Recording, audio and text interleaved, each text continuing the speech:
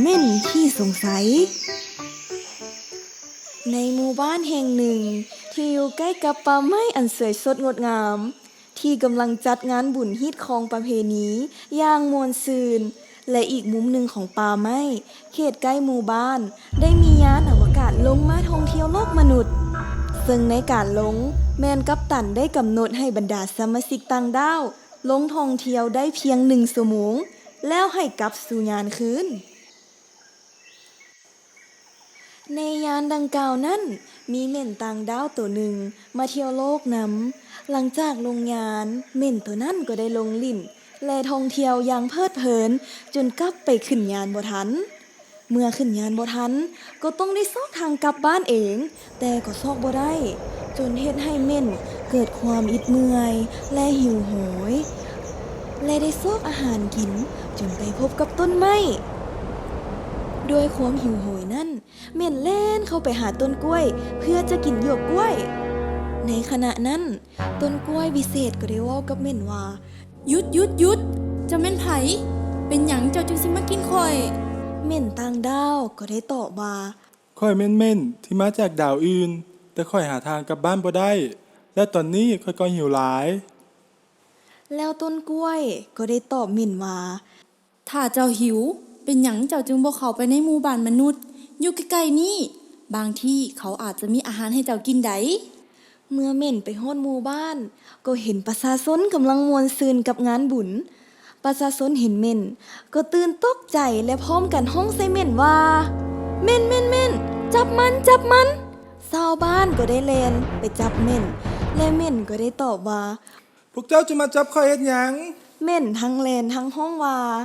ซอยแน่พอนางจำปีมาเห็นก็ได้เว้าว่าหยุดแม่นพวกเจ้าเฮ็ดหยังหั่นนะชาวบ้านก็ได้ตอบว่าพวกข้อยจะจับมันไปเป็นอาหารนางจำปีก็ได้เว้าว่า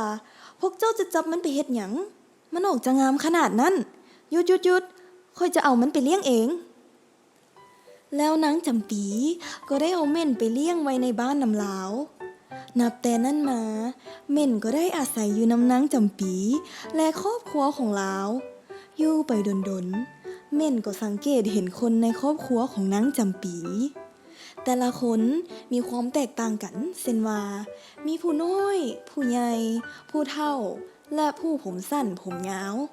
เม่นก็เกิดความสงสัยและอยากรู้ความจริงเม่นคิดในใจว่าเขาจะไปถามไผดีเนาะ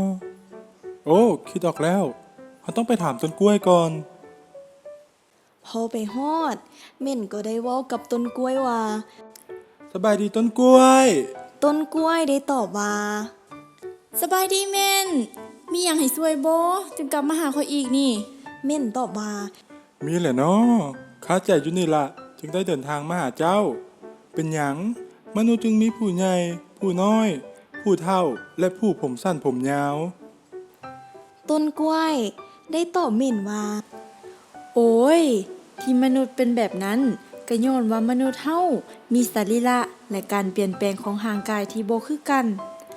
มนุษย์เฮาจะมีอยู่2เพศหญิงและเพศชายและจะมี2ส่วนของการเจริญเติบใหญ่ซึ่งมันก็คือนับตั้งแต่เกิดหา2ปีและส่วนระยะเป็นบ่าวเป็นสาวเม่นจึงได้ตอบว่าโอ้ที่แท้มันก็เป็นแบบนี้ได้เนาะขอบใจเด้อ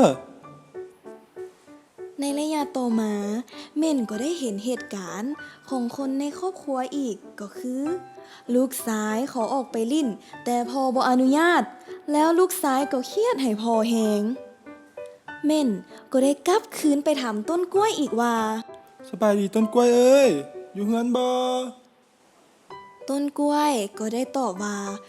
อยู่มีหยังให้ช่วยบ่คือมาแต่เช้าแท้มีหยังให้ช่วยอีกบ่เม่นก็ได้ถามอีกว่าเป็นหยังมนุษย์เฮาจึงมีการพิดเถียงกันแท้โดยเฉพาะแม่นพ่อและลูกต้นกล้วยได้ตอบว่าโอ้ก็ย้อนว่าช่วงวัยรุ่นนี้เป็นระยะที่กำลังอยู่ในช่วงเติบใหญ่อยู่ในวัยอยากรู้อยากลองและฮอร์โมนของพวกเขาก็มีการเปลี่ยนแปลงดังนั้นจึงเฮ็ดให้พวกเขามีความบ่ดุลเดียงผิดปกติและผิดกับครอบครัวอยู่ตลอดเม่นได้ตอบว่าโ โอ้ แม่นหวาขอบใจเด้อสหาย แล้วมือต่อมาเม่นก็ได้เห็นนางจำปีเจ็บท้องแหงและมีเลือดไหลออกจากวางขาของลาวแล้วลาวก็มีอารมณ์หงุดหงิดและบ่ถือกับครอบครัวต่อมาเม่นก็ได้กลับไปถามต้นกล้วยอีก ต้นกล้วย อยู่เฮือนบ่ตื่นนอนแล้วหวา ต้นกล้วยก็ได้ตอบว่า อยู่แมันไผมาเนาะคือเศร้าแท้ ยังหลับยังนอนอยู่ มีหยังบ่เนาะ เม่นเว้าต่อว่า มีแหละเนาะเป็นหยังมนุษย์เฮาจึงมีเลือดออกจากวางขา โดยเฉพาะแม่นผู้หญิง ต้นกล้วยก็ได้ตอบว่า โอ้ย สหาย นั่นเป็นเรื่องปกติของแม่หญิงที่กำลังก้าวเข้าสู่วัยหนุ่ม ซึ่งจะเกิดการตกไข่และการบีบตัวของผนังมดลูก ซึ่งนั้นแสดงให้เห็นว่าแม่หญิงผู้นั้นพร้อมที่จะก้าวเข้าสู่วัยหนุ่มแล้ว แล้วมื้อต่อมาเม่นก็ได้ออกไปหากินคือทุกๆมื้อผ่านไปหลายมื้อเม่นก็เห็นปรากฏการณ์หลายอย่างเกิดขึ้นอีก เม่นอดสงสัยบ่ได้เลยเข้าไปถามกับต้นกล้วย เม่นถามว่า ต้นกล้วยเอ้ย เป็นหยังเท่าแอและหมูคู่ของเราคือมักหยอกกันแฮงแท้ แล้วต้นกล้วยก็ได้ตอบกลับมาว่า โอ้ ตอนนี้ท่าวแอและหมู่คู่ของเราแม่นกำลังก้าวเข้าสู่วัยหนุ่ม เขาเจ้าพยายามหาความเป็นตัวของตัวเอง และอยากเข้ากับหมู่คู่ให้ได้ดีที่สุดฉะนั้นเขาเจ้าพยายามหยอกกันแห้งเพื่ออยากพิสูจน์ตัวเอง ว่าไผจะเป็นผู้นำของกลุ่ม เม่นได้ถามตืมอีกว่า แล้วเท่าคำเป็นหยังคือเป็นวัดดนแท้ วัดแบบใดที่สามารถเทให้คอลาวมีเดือยออกมาและเสียงเปลี่ยนไป